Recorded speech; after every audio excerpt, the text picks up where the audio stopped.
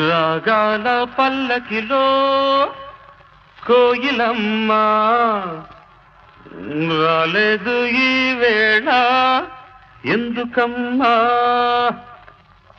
నా ఉద్యోగం పోయిందండి. తెలుసు, అందుకే రాలేదు ఈ వేళ కోయిలమ్మ రాగాలే మూగబోయినందుకమ్మా.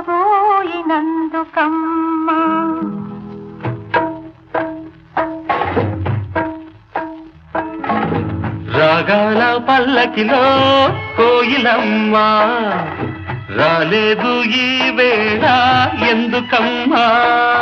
రాలే